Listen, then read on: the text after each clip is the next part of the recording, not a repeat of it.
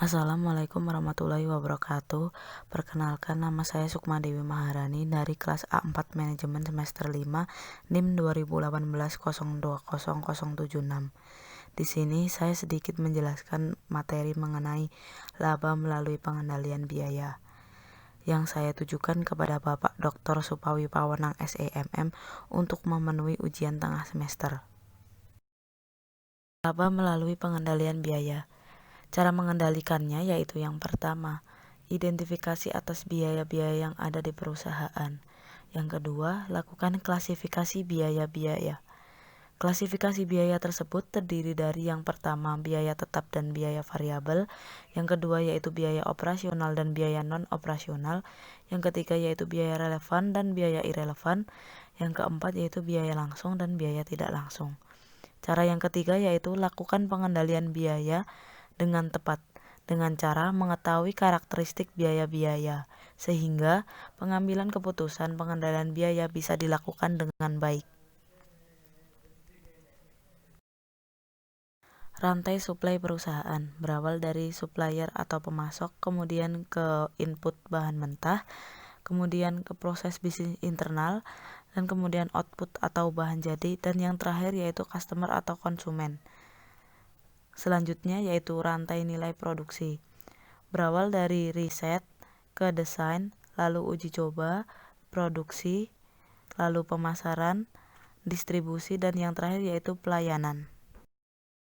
Keputusan manajemen. Keputusan manajemen lebih mudah melalui pengendalian biaya dibandingkan dengan meningkatkan pendapatan. Mengapa demikian? Karena biaya bersifat manageable atau dapat dikelola, sedangkan pendapatan bersifat unmanageable atau tidak dapat dikelola.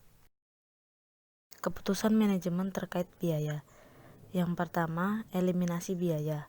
Eliminasi biaya adalah penghilangan biaya secara keseluruhan. Yang kedua yaitu reduksi biaya. Reduksi biaya adalah pengurangan biaya. Yang ketiga yaitu ekstensifikasi biaya. Ekstensifikasi biaya adalah perluasan atau penambahan biaya. Dan yang keempat adalah intensifikasi biaya. Intensifikasi biaya adalah pengefektifan atau pengintensifan biaya. Kemudian, eliminasi dan reduksi biaya itu bersifat mengurangi biaya, sedangkan ekstensifikasi biaya dan intensifikasi biaya bersifat penambah. Keterkaitan kebijakan biaya dan klasifikasi biaya. Klasifikasi biaya yang terdiri dari biaya tetap dan biaya variabel, biaya operasional dan non-operasional, biaya relevan dan irrelevan, dan biaya langsung tidak langsung tersebut penting dilakukan oleh manajer untuk mengendalikan harga produk.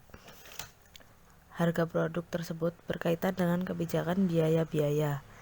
Kebijakan biaya ada yang bersifat mengurangi dan ada yang bersifat menambah. Kebijakan biaya yang bersifat mengurangi dilakukan pada biaya bisnis yang irrelevan, karena tidak berkaitan dengan mutu produk yang melekat pada harga produk. Sedangkan kebijakan yang bersifat menambah dilakukan pada biaya bisnis yang bersifat relevan, karena berkaitan dengan mutu produk yang melekat pada harga produk. Hal yang perlu dicermati pada harga produk. Yang pertama yaitu biaya produksi. Yang kedua yaitu harga pesaing. Dan yang ketiga yaitu daya beli konsumen. Dan yang terakhir yaitu margin keuntungan. Sumber pemborosan biaya. Yang pertama, transportasi atau angkut. Yang kedua, inventory atau kelebihan persediaan. Yang ketiga yaitu motion atau mondar-mandir. Yang keempat yaitu waste time atau menunggu. Yang kelima yaitu overproduction atau kelebihan produksi. Yang keenam yaitu overprocess atau kelebihan proses. Yang terakhir yaitu defect atau cacat produksi. Penggolongan biaya.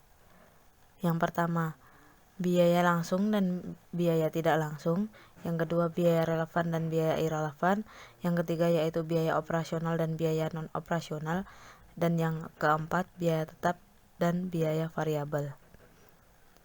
Biaya tersebut dihitung berdasarkan 1. Biaya total atau total cost. 2. Biaya rata-rata atau average cost. Yang ketiga yaitu biaya marginal atau marginal cost. Perhitungan ini bisa dijadikan dasar pengambilan keputusan oleh pihak manajemen. Cukup sekian pemaparan materi dari saya. Apabila ada kurangnya saya mohon maaf. Dan terima kasih atas perhatiannya. Wassalamualaikum warahmatullahi wabarakatuh.